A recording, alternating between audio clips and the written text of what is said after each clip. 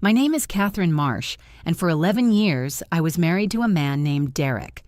We lived in a beige colonial house in Columbus, Ohio, the kind of neighborhood where everyone waves from their driveways and nobody really talks. I was 44.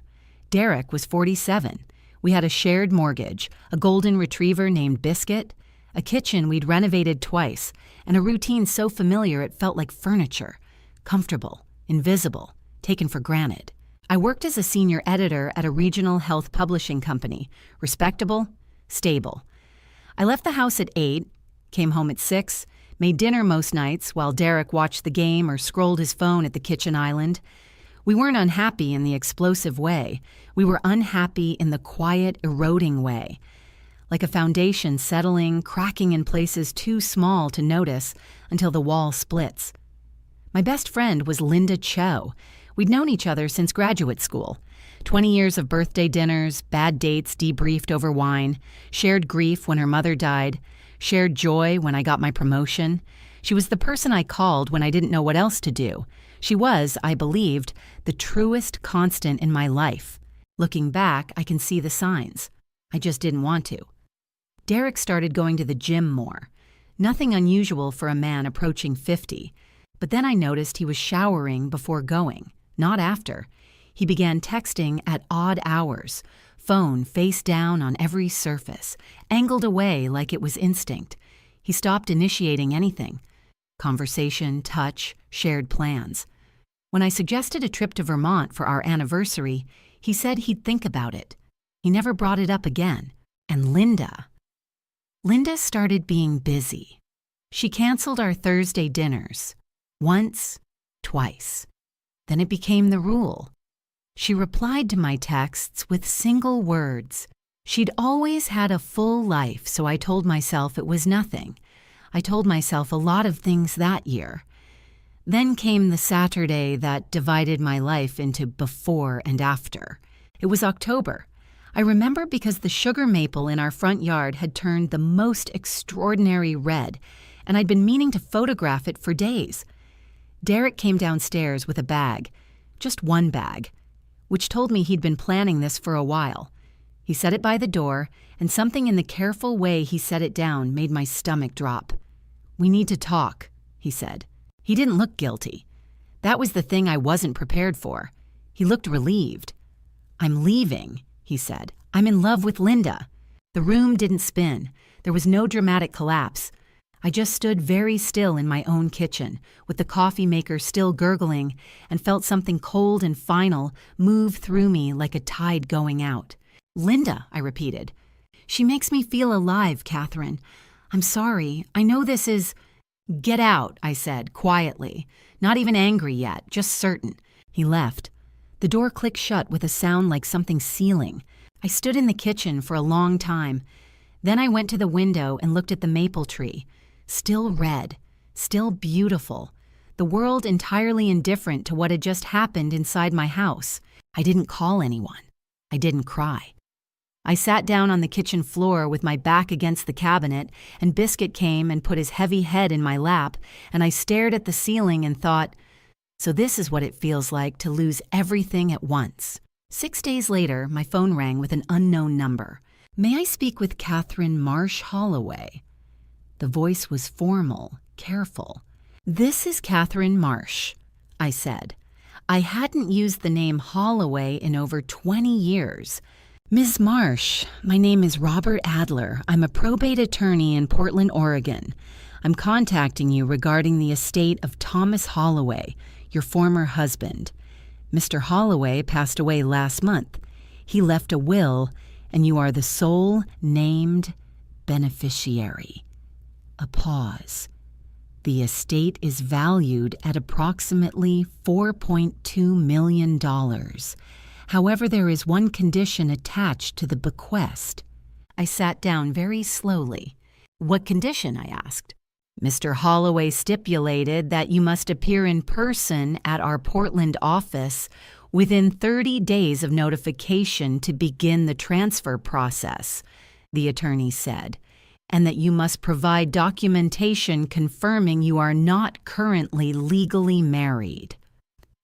I almost laughed. Derek had made sure of that, hadn't he? "I'll be there," I said. I hung up the phone and sat in the silence of my half-empty house, and for the first time in 6 days, I felt something other than cold. I felt the faint, dangerous spark of possibility. The week after Derek left, I counted what remained. Not dramatically, practically. I sat at the kitchen table with a legal pad and a pen, and I wrote down everything. The house was in both our names, which meant nothing could be sold or refinanced without agreement. The joint checking account held about $18,000. Derek had already transferred his direct deposit. I checked online and saw the balance hadn't moved in days, which meant he'd planned this longer than a week. The savings account, the one we'd built over 11 years, had been drained to $400. He'd taken just over $60,000. I stared at that number for a long time. There's a particular kind of fear that comes not from danger, but from vulnerability. From realizing you are standing on ground you assumed was solid, and it isn't. I'd made choices over the years that felt like partnership and now revealed themselves as exposure. I'd reduced my hours when we discussed having children. Children we never had. I'd let Derek handle the investment accounts because he said he was better at it. I'd trusted. I let myself be afraid for exactly 2 days. On the 3rd day, I called Robert Adler back. "Tell me everything about the condition," I said, not the summary, the precise language. Mr. Adler read me the clause from Thomas Holloway's will. Thomas, my first husband, the man I divorced in 1997 after 3 years of marriage, that had been, if I was honest, simply too quiet, too careful, two people who respected each other more than they loved each other. We'd parted without bitterness. He'd moved to Oregon, built a software company in the early days of the internet, sold it quietly, and apparently lived well and alone for the rest of his life. He'd never remarried. He'd left everything to me. The condition was straightforward. I had to appear in person, unmarried, within 30 days. There was a secondary clause. If I did not appear, or if I appeared married, the estate would be distributed to a list of environmental charities Thomas had named. There was no provision for Derek, no loophole, no contest mechanism beyond a 60-day challenge window that required proof of undue influence, which didn't apply. The math was simple. I was legally married to Derek. That was the problem. Divorce in Ohio takes time. An uncontested divorce, where both parties agree on asset division, can move relatively quickly, sometimes 60 to 90 days. But Derek and I had a shared mortgage, a disputed savings account, and I now had every reason to believe he wouldn't make this easy. A contested divorce could take a year. I had 30 days. I sat with that constraint and turned it over like a stone, looking at every angle. Then I thought, what if Derek didn't know about the inheritance? That was the seed of it. Not a plan yet. Just a question. If Derek knew $4 million were attached to my name, he would do one of two things: contest the divorce to delay it and demand a share, or suddenly become cooperative in ways designed to benefit himself. Either way, he would use the information as leverage. So he couldn't know, not yet. I called my divorce attorney, a woman named Patricia Owens, who had a reputation for precision and no patience for games. I looked her up that afternoon. I drove to her office on High Street the next morning.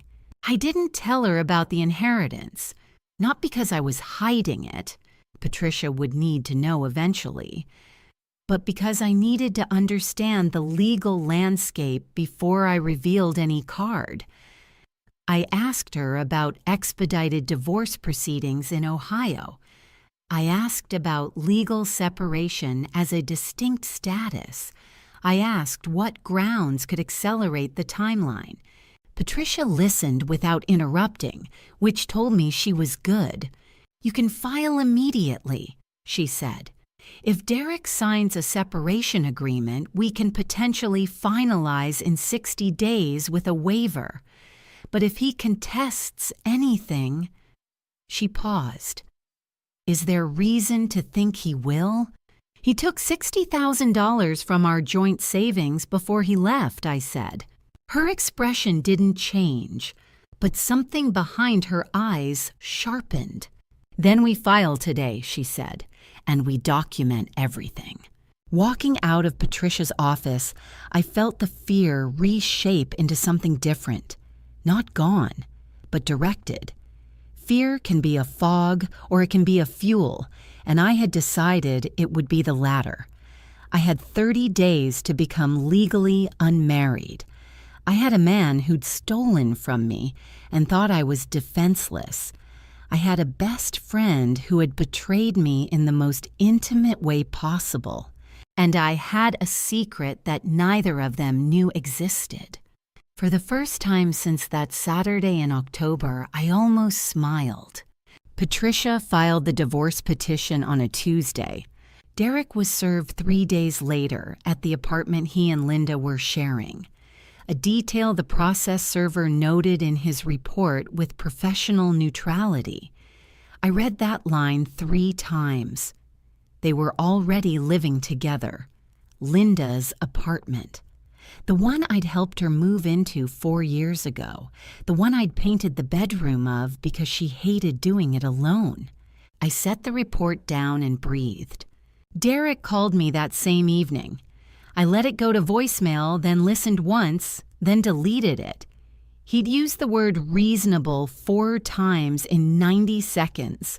Men who take $60,000 and use the word reasonable are telling you exactly who they are. I did not call back. What I did instead was begin gathering. Patricia had advised me to collect documentation, bank statements, records of shared assets, any communication that established the timeline of Derek's actions. I spent 3 evenings at my kitchen table with a scanner and a spreadsheet, methodical and quiet. I found the transfer records. I found emails. Derek had used our shared computer occasionally and hadn't cleared the browser history, in which he and Linda had been corresponding since the previous March. 7 months. They'd been planning this for 7 months while I made dinner and asked about Vermont. The emails weren't salacious. They were almost worse than that. They were practical. Discussions of timelines, of when Derek would tell me, of how Linda would handle my reaction. There was a message in which Linda wrote, "She'll be devastated, but she'll survive. She always lands on her feet." And Derek had replied, "That's what I keep telling myself." I printed those emails and put them in a folder. I wasn't going to use them emotionally. I was going to use them legally. Patricia had flagged something important. If we could demonstrate that Derek's withdrawal of the $60,000 constituted marital waste, dissipation of assets in anticipation of divorce, we could seek that amount back as part of the settlement. The emails, which showed premeditation, strengthened that argument considerably. Meanwhile, something was shifting with Derek and Linda. I knew because of small things. Derek's attorney, a man named Gary Feltz, who specialized in what Patricia privately called second act divorces, meaning men leaving long marriages, sent a letter requesting an inventory of all marital assets, standard procedure. But the letter came faster than I expected, and it was oddly specific in its language, asking about any recently discovered assets or inheritance interests. I read that phrase twice. Had they heard something? How? Robert Adler's office was in Portland. I hadn't told anyone. The only people who knew were me and the attorney's office. I called Robert Adler's paralegal and asked carefully whether the notification of my inheritance had been communicated to any other party. She confirmed it had not. Probate notifications were private, and no inquiry had been made to their office. So it was a fishing expedition. Gary Feltz had written that clause as a standard tactic, trying to surface anything I might be concealing. It was routine, and it had rattled me for no reason. But it told me something. Derek's side was already looking for leverage. They were treating this as a transaction, not a dissolution. That meant I had to be more careful. I flew to Portland on a Thursday. Robert Adler's office was on the 14th floor of a glass building near the waterfront. He was a small man with silver hair and the kind of careful manner that comes from decades of delivering difficult news. He walked me through the will, the estate assets, which included a property in Bend, a brokerage account, and the residual proceeds from a partial stake Thomas had retained in his original company after the sale. "Thomas spoke of you," Mr. Adler said with some hesitation. "We weren't in contact," I said, "not for years." "No, but he followed your career," he said. "He told me once that marrying you was the right thing and divorcing you was the right thing, and that he'd always wished you well." He paused. He was a private man. I looked out the window at the gray water of the Willamette River and felt something complicated. Grief for a man I'd once loved gently and lost quietly, gratitude for a kindness I hadn't expected, and a sharp awareness that this inheritance was also a test. Thomas had attached the condition not to punish me, but I suspected, because he'd somehow known, that money given without conditions tends to get entangled in other people's claims. He'd protected me from beyond his own life. I signed the initial documentation. The clock was ticking. I now had 22 days to finalize the divorce, or the condition would become impossible to meet in time. I flew home that night. When I landed and turned my phone back on, I had a text from Linda. "Can we talk?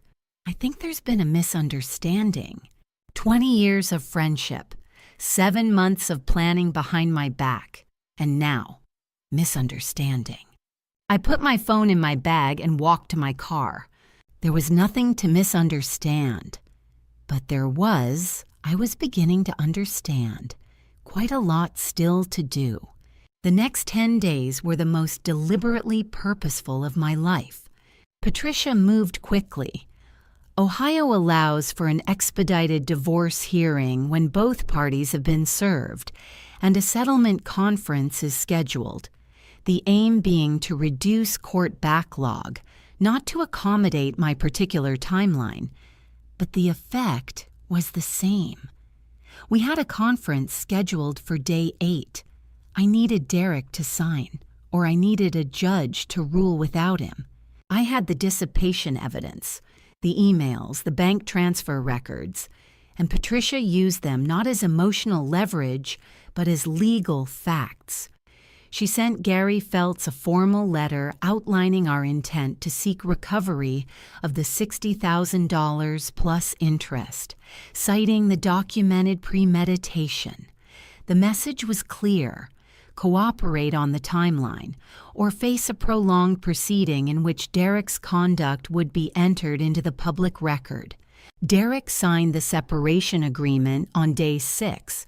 I don't know exactly what conversation happened between him and his attorney, but I suspect Gary Feltz told him that contesting the divorce would cost more than it was worth. Derek had taken the money thinking I'd be too grief-stricken to act. He'd underestimated me. Most people who've betrayed someone badly tend to underestimate them. It's easier to believe your victim is helpless than to sit with the knowledge of what you've done. He signed. He got to keep 30,000 of the 60. Patricia negotiated. I conceded that point. I was buying time, not treasure. And then, on day 9, everything shifted. I was at Patricia's office when her assistant knocked and said there was someone in the lobby, Derek, unannounced without his attorney, asking to speak with me. Patricia looked at me. I nodded. He came in looking like a man who'd done arithmetic and disliked the answer. Not remorseful. Recalibrating. "I heard you went to Portland," he said. I said nothing. "Gary found something in a public record search," he said. "A probate filing, Thomas Holloway." He paused, watching my face. "He left you money." I kept my expression flat. "That's a private matter." "We're still legally married," Derek said, "which means in Ohio—" He stopped, then finished carefully. "Community property laws may apply to assets acquired during the marriage. Ohio is not a community property state," Patricia said from her chair, without looking up from her notes. "It's an equitable distribution state, and you signed a separation agreement this morning." Derek looked at her, then back at me. "I want to revisit that agreement." "You signed it 4 hours ago," Patricia said. "It's been filed." The silence in the room was very particular, the kind that comes after someone realizes the door they thought was open has already closed. "You planned this," Derek said to me. His voice had changed. The reasonableness was gone, replaced by something colder. "I filed for divorce," I said. "You left me for my best friend. I don't know what you expected." He leaned forward.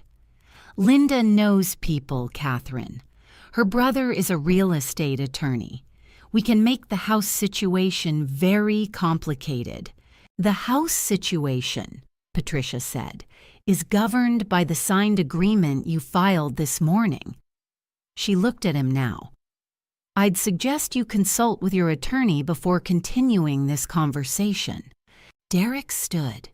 He looked at me with something that wanted to be contempt, but landed closer to desperation. "You'll regret cutting me out," he said. "I already regret quite a lot," I said. "None of it involves this morning." He left. My hands were trembling slightly under the table. Patricia noticed. "Go home," she said. "We have what we need. The hearing is in 4 days. Let me handle the rest." I went home. I fed Biscuit. I sat on the back porch for a long time in the cold, watching the last of the October light die behind the neighbor's fence. The fear I'd been running on was real. Derek's threat about Linda's brother wasn't nothing, and I knew it. Real estate entanglements could delay everything. But Patricia was right. The agreement was filed, and I had documentation and a court date and a secret that was worth more than Derek's anger. I gave myself 3 days. I watched bad television, I cooked soup from scratch, I walked Biscuit for long miles through quiet streets. I called no one. I thought deliberately slow thoughts. Then I got ready for what came next. On the second day of my rest, Linda called. Not a text this time. A call. I watched her name on the screen for 4 full rings and then declined it. 20 minutes later, she called again. I declined again. Then she left a voicemail, which I listened to once. Her voice was carefully modulated, the voice she used in professional settings, in difficult conversations, the voice of a woman who'd once helped me rehearse a speech before my company's annual conference. "Katherine, I know you're angry and I understand that. But I think you're making decisions right now that you might regret. Derek and I know how this looks, but there are things you don't know, things about your marriage that Derek never told you, and I think if we could just sit down. A pause. I'm reaching out as your friend. Please call me back. I erased the voicemail. Things you don't know about your marriage. What a precise little blade that was. The implication that I had been naive, that the truth had been kept from me for my own good, that the betrayal was somehow an act of charity. It was a manipulation so old it had a name, and I'd edited enough psychological content at work to recognize it without blinking. What struck me, sitting in my quiet kitchen with Biscuit at my feet, was how calm I felt, not the numbness of shock. That had passed. This was something cleaner. I had a direction, a legal process, a deadline, and a goal. I had, in other words, a future. Linda and Derek had mistaken my grief for weakness and my silence for paralysis. They were watching me. I could feel it, waiting for me to crack or collapse or call and beg for an explanation. They would wait a long time. But calm is not the same as armored, and I knew I needed more than solitude. I called my sister, Renee, who lived in Cincinnati and who I'd been too proud to call in the first 2 weeks. I told her everything: Derek, Linda, the inheritance, the timeline. There was a long silence on the phone, and then Renee said, "I'm driving up Saturday." She arrived with a casserole and a fury on my behalf that was both generous and necessary. We sat at my kitchen table for 4 hours. She asked good questions. She didn't try to reframe the situation as an opportunity for growth. She let it be what it was, a betrayal for a while. And then, when I was ready, she helped me think. Renee had gone through her own divorce 6 years earlier. She knew the emotional landscape. The hardest part, she said, isn't the anger, it's the identity. You've been Katherine and Derek for 11 years. You've been Katherine and Linda for 20. You're not either of those things anymore, and that's terrifying even when it's also a relief. I hadn't let myself acknowledge the relief yet. I also called my colleague, Janine, who worked in our legal department and was the most practically intelligent person I knew. I didn't tell her about the inheritance. I kept that close. But I talked through the divorce process, the timeline, the pressure I was navigating. Janine listened and then said, "You need to document every contact attempt from either of them from this point forward. Screenshot, timestamp, save. Harassment and intimidation in a divorce proceeding is actionable." I started a folder on my phone that same evening. By the end of the week, I had my sister's warmth, Janine's pragmatism, Patricia's legal expertise, and my own exhausted but functional determination. The court hearing was 3 days away. Derek and Linda were watching. I could feel it in the careful silences, in the absence of further contact, in the way Gary Feltz's latest letter to Patricia was shorter and more cautious than the ones before. They were waiting to see what I would do. I already knew what I was going to do. I had known since the afternoon I sat on the kitchen floor with Biscuit and felt that first spark of possibility. I was going to win. 3 days before the court hearing, Derek and Linda came to my house. Together, unannounced. I saw Derek's car in the driveway from the upstairs window and felt something cold move through me. Not quite fear, something adjacent to it. I stood still for a moment, looking down at them through the glass. Linda was wearing the green coat I'd helped her pick out last winter. She looked up at the house and then looked away. Derek rang the doorbell. I thought about not answering. Then I thought about Janine's advice. Document everything. I turned on the voice memo app on my phone, tucked it in my cardigan pocket, and went downstairs. I opened the door. I did not invite them in. I stood in the doorway. "We just want to talk," Derek said. His tone was the one I recognized from every difficult conversation in our marriage, carefully neutral, designed to make the other person feel that resistance would be unreasonable. "We could sit at your kitchen table," Linda said, "like adults." "We can stand here," I said. A pause. Then Derek shifted his weight and said, "We're concerned about you, Katherine. We think you're making impulsive decisions because you're hurt, which is completely understandable." "I filed for divorce," I said. "You left me for my best friend. What decision would you have me make instead?" Linda stepped forward slightly.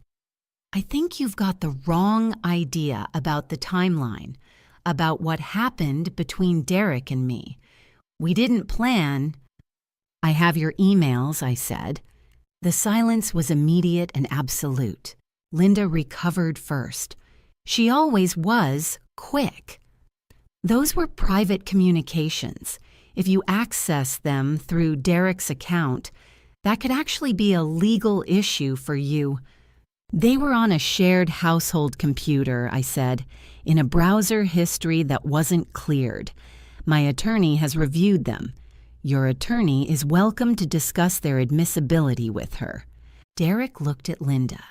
A fraction of a second. Involuntary, decisive. And in it, I saw that they'd miscalculated. They'd come here thinking I was still the woman I'd been in October, the one standing in her kitchen being handed the end of her life. They hadn't updated their model of me. "What do you actually want here?" I asked. Derek took a breath. "The separation agreement. There are terms we'd like to revisit, the house specifically. If your financial situation has changed, then a reassessment of the asset division seems fair." So there it was. Not concern for me, not a desire for peace. They wanted to reopen the agreement before the court hearing locked it in. "The agreement is filed," I said. "It was reviewed and signed by both parties." "Agreements can be modified," Linda said. She said it gently, like a reasonable suggestion. "No one is threatening anyone, Katherine. We're just asking you to be flexible, to consider the bigger picture." "The bigger picture," I repeated. "You're going to have resources," Derek said. He couldn't help it. The directness broke through. "There's no reason for this to be adversarial. We could come to an arrangement, a private one." I looked at them both. My sister's words came back to me. "You're not those things anymore." I had spent 20 years trusting Linda and 11 years building a life with Derek, and they were standing on my porch asking me to quietly hand them a portion of a dead man's kindness.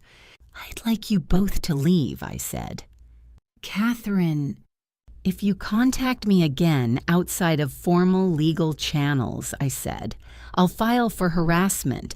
My attorney has advised me on the threshold. Don't test it." Derek's expression closed over. That careful neutrality burned off, replaced by something harder, uglier. "You're making an enemy," he said. "I know," I said. "Close the gate when you leave." I shut the door. I stood in my hallway with my back against the door and breathed. My heart was going very fast. Biscuit nosed my hand, and I held his head and breathed more slowly. I wasn't without fear. I want to be honest about that. They had resources. They had Linda's brother's legal knowledge. They had 11 years of knowing exactly which of my habits were vulnerabilities. Derek knew I hated confrontation, that I historically backed down rather than prolonged conflict. He was betting I would fold. But the fear, when it came, didn't unravel me. It clarified me. Each threat, each manipulation, each performance of reasonableness that was actually coercion, they added a layer to something that was hardening in me, quiet and final. I sent the recording to Patricia that night with a 3-word message. They came by. Her response came 20 minutes later. Perfect. See you Thursday. The hearing was at 9 in the morning on a Thursday in November. Columbus in November is gray and flat and without apology, and I drove to the courthouse in the kind of early morning dark that makes everything feel provisional.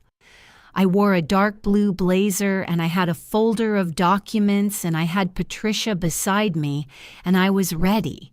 Derek and Gary Feltz were already in the corridor when we arrived. Linda wasn't there.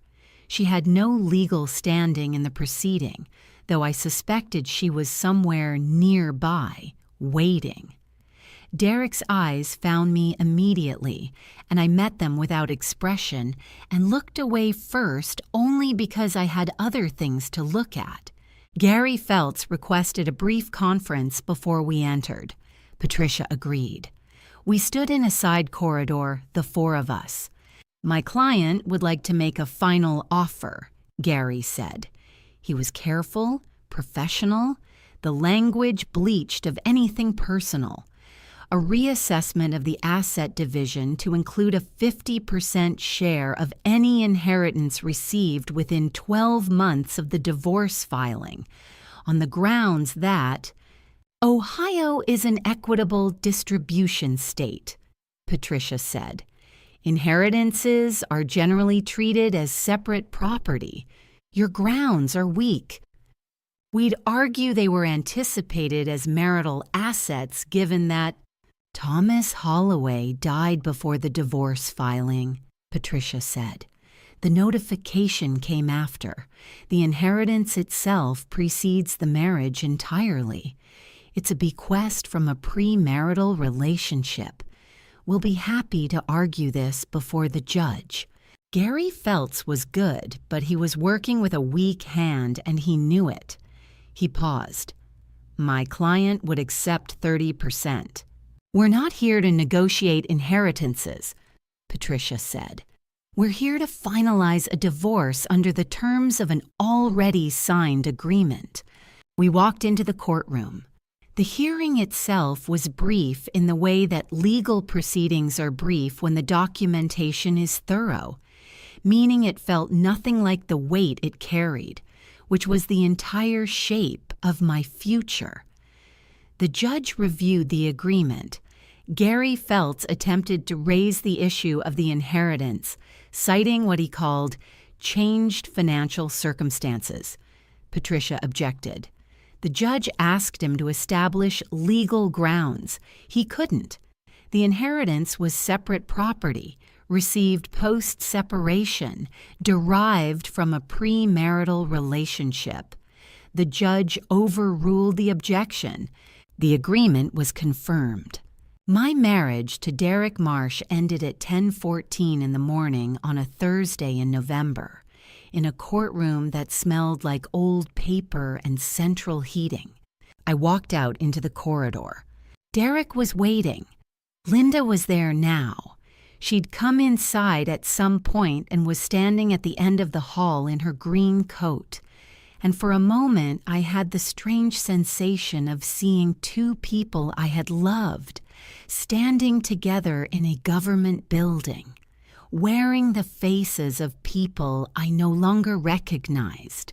Derek stepped toward me. His composure was gone. "This isn't over," he said. "Gary is filing a challenge to the inheritance classification. We'll tie this up in appeals for a year. You'll spend everything you inherit on legal fees before you see $1.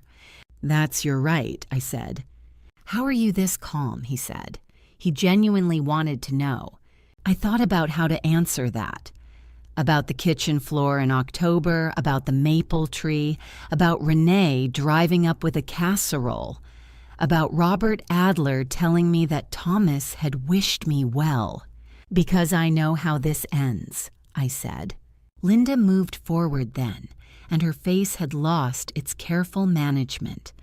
The professional warmth, the sympathetic angles. What was underneath was uglier and more honest. "You were never going to keep him," she said. "I didn't take anything from you. I just got there first." I looked at her for a moment. "Keep him," I said, "was never actually the goal." I walked to the elevator. Patricia was already there. The doors opened. I stepped in. As they closed, I had one last view of the corridor. Derek's jaw tight, Linda's hand on his arm. Gary felt speaking quietly to both of them, the gray fluorescent light making everyone look a little less than they'd imagined themselves to be. Then the door shut, and it was over. Gary Feltz filed his challenge to the inheritance classification within the week. I'd expected it. Patricia had expected it. She'd already begun preparing the response, which was considerably more detailed than anything Gary had access to. The challenge rested on two arguments. First, that the inheritance constituted a marital asset because the divorce had not been finalized at the time of notification. Second, that Thomas Holloway's bequest was influenced by the circumstances of my marriage, making it a response to marital events and therefore quasi-marital property. Both arguments were creative. Neither was solid. The first collapsed immediately under the timeline. Thomas Holloway had died before I filed for divorce, meaning the potential inheritance had existed independent of any marital context. The notification came after filing, but the asset predated the marriage entirely. Thomas was my first husband, from a relationship that had ended 27 years earlier. No Ohio court had ever classified a premarital inheritance that way, and Patricia had 3 precedents ready. The second argument required proving that Thomas had learned of my marital difficulties and made his bequest as a response, a form of intent that would require access to Thomas's private records and communications. Robert Adler, when contacted, confirmed that Thomas had executed his will 4 years earlier, when I was still married to Derek, and had given no indication of marital problems. The will had never been amended. Thomas had simply, quietly, always intended to leave what he had to, the woman he'd once been married to and had never stopped wishing well. Gary Feltz withdrew the challenge 6 weeks after filing. The news came in a 1-paragraph letter to Patricia's office. She forwarded it to me with a single-line note. "It's done." I sat in my office at the publishing company and read it 3 times. Then I set the paper down, folded my hands on the desk, and allowed myself 1 full minute of stillness. Not celebration, something quieter than that. The particular exhale of a person who has held their breath for months and finally is permitted to breathe. Then I called Robert Adler. "We can proceed," I said. "I'll have the transfer documentation ready by end of week," he said. "Congratulations, Ms. Marsh." The property in Bend sold in February in a market that had been stubborn but moved for a well-priced house in a desirable location. The brokerage account was transferred. The residual stake proceeds, which had been accumulating quietly in an Oregon trust, finalized in March. Total received $4,240,000. After Oregon and federal tax obligations, was $3,100,000 and some change. I sat with my financial advisor, a woman I'd sought out specifically for her specialization in sudden wealth management, and we made a careful, undramatic plan. A house purchase outright in a neighborhood I'd always admired, a portion in low-risk index funds, a portion retained liquid, a donation to an environmental organization Thomas had supported, which felt right and necessary. Patricia sent me a bottle of wine with a handwritten note that said simply, "Well done." I kept the note. I drank the wine slowly over 2 evenings, alone, on my back porch, with biscuit at my feet and the November sky doing what November skies do, turning everything honest and bare. The Columbus house, Derek's and mine, sold in April. Under the terms of the agreement, we split the equity. Derek received $112,000. I received the same, which I added to the liquid fund. I moved in May. Derek tried once more in early spring to reach me directly, not through attorneys, but a text message. I hope you know this wasn't personal. I showed it to Janine, who confirmed it was not legally actionable, and then I blocked his number. There was nothing to say to a man who believed that leaving his wife for her best friend, stealing $60,000 and attempting to claim a dead man's inheritance, could be described as impersonal.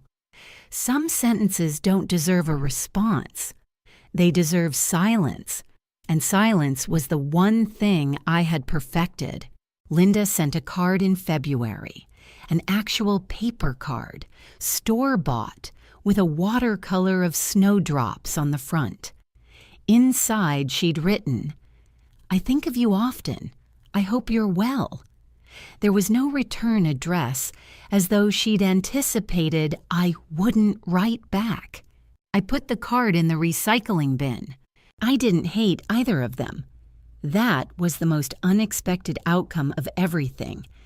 I had moved through anger and grief and the cold purposefulness of those November weeks, and what I'd arrived at on the other side was something more spacious than hatred, a simple, clear disinterest.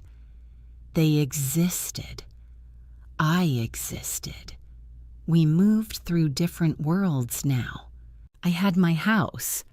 I had my work, which I'd returned to with more focus than I'd had in years. I had Biscuit, who had adapted to the new backyard with characteristic enthusiasm. I had Renee, who came to stay for a week in June and helped me unpack. I had, more than anything, the particular freedom of a person who has survived something and emerged from it knowing exactly what she was made of. By the following autumn, I had learned to stop waiting for the other shoe to drop. This took longer than I expected. When you've spent months in a defensive crouch, constantly scanning for the next threat, the absence of threat doesn't feel like peace at first. It feels like the quiet before something. I had to teach myself, slowly and with the help of a therapist I'd started seeing in January, to recognize safety when I was in it. My new house was in Bexley, a neighborhood of old trees and good sidewalks, the kind of streets that reward walking. I had a home office now, and I'd begun taking on consulting work alongside my regular job, helping smaller health publishers with editorial strategy. The work was interesting in ways my career hadn't been in years.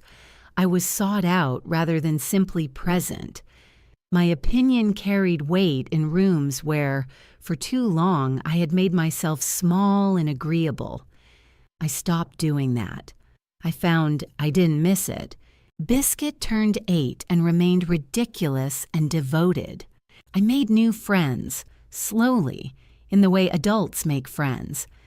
Through proximity and repeated exposure and the gradual discovery of shared perspective, my neighbor Margaret had strong opinions about bird feeders and turned out to be one of the driest and funniest people I'd ever met. Janine and I had lunch twice a month and talked less about work than I expected. Renee and I spoke every Sunday without fail. These were not dramatic connections. No one swept into my life and transformed it. They were the steady, ordinary kind of relationships that actually hold, the ones built conversation by conversation, the ones you can rely on without performance. In late spring, I went to Portland. I wanted to see where Thomas had lived. I don't know exactly why. It felt like something owed, some acknowledgement of a generosity so quiet it had arrived after death. I visited his house in the West Hills, which had already been sold per the estate plan, but I walked the street and looked at the view of the city below, and I thought about a man who had been my husband for 3 years in my mid-20s, who'd been too quiet and too careful, and whom I had parted from without bitterness, and who had, for the rest of his life, wished me well without expectation. I stood on that sidewalk for a long time. A woman walking a dog passed me and nodded. A child on a bicycle wobbled past. The city went about its day, indifferent and alive. And I thought, Thomas, I hope you knew. Not that I would succeed. He couldn't have anticipated any of the specifics, but that his kindness had landed somewhere worth landing, that it hadn't been wasted. I had a good dinner alone in a restaurant with a view of the river. I ordered something I'd never tried, drank 1 glass of Oregon Pinot Noir, and watched the light change on the water until the waiter brought the check without being asked. I flew home feeling something I could only describe as grounded.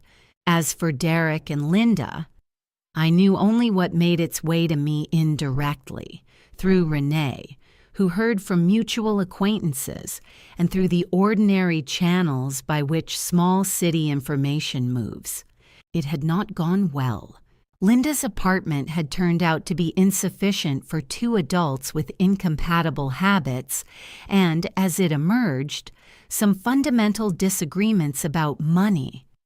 Derek's assumption of a shared financial life with Linda had collided with Linda's considerable debt, which he had not disclosed until they were living together.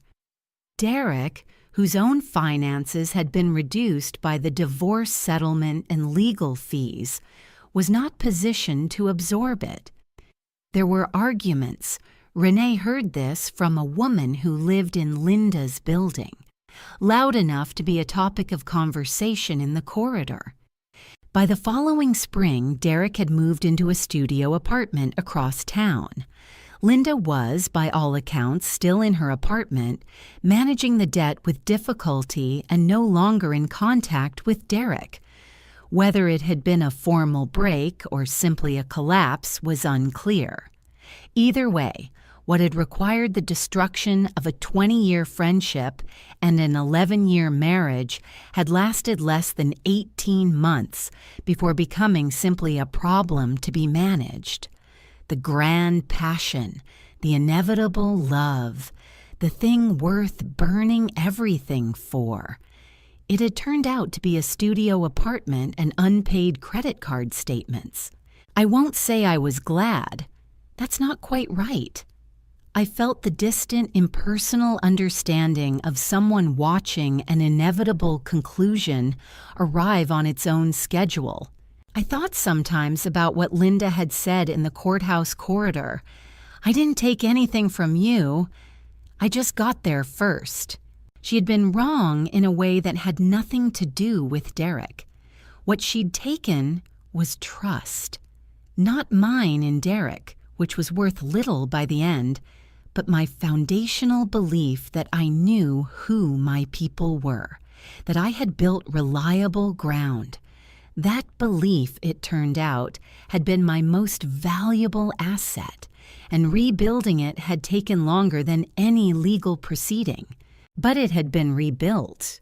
By the 2nd October, a full year after the morning Derek had stood in our kitchen with his bag, I was sitting on my back porch in Bexley on a warm for October afternoon, watching Biscuit investigate the fence line with great seriousness, and I thought, this is mine.